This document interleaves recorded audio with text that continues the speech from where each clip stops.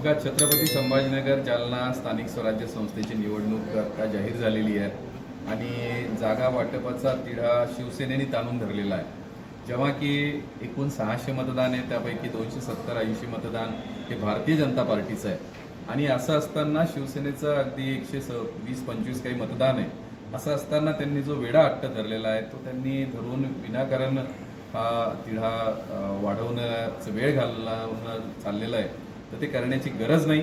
भारतीय जनता पार्टीच्या मागे जनमत आहे, त्यामुळे उमेदवार जास्त निवडून आलेले सगळ्या स्थानिक स्वराज्य संस्थेचे भाजपचे आहेत आणि त्यामुळे साहजिकच त्यांना आपला प्रतिनिधी, आपल्या पक्षाचा प्रतिनिधी निवडून आला पाहिजे अशी सगळ्या कार्यकर्त्यांची, पदाधिकाऱ्यांची मागणी आहे. त्यासाठी आम्ही आमचे नेतृत्व माननीय कॅबिनेट मंत्री अतुल सावे साहेबांच्या नेतृत्वात परवाच्या दिवशी एक शिष्टमंडळ घेऊन माननीय मुख्यमंत्र्यांच्या कानी ही गोष्ट घातली.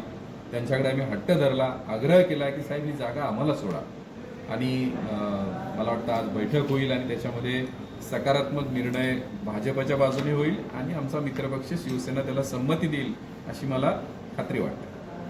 तुमच्या नावाची चर्चा होत आहे सर, काय सांगाल याबद्दल? नाही, मी असेल, बसवराजी मंगरुळे असतील, बापू घडामोडे असतील, जालन्यातून ही उमेदवारांची आज चर्चा नाही आहे.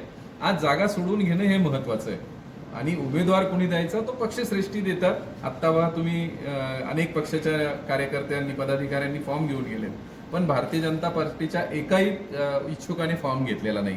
तर ही भारतीय जनता पार्टीची शिस्त आहे, संस्कार आहे.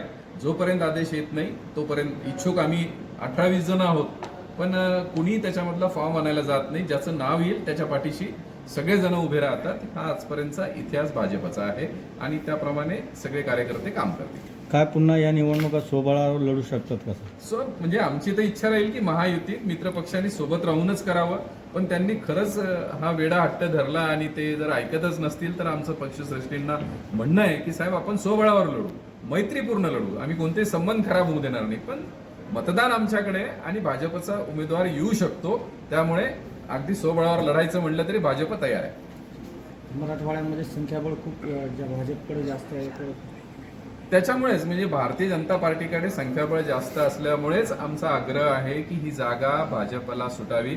मी आमचे नेते बसवराजींनाही सांगतो, त्यांनी 2 शब्द सांगा.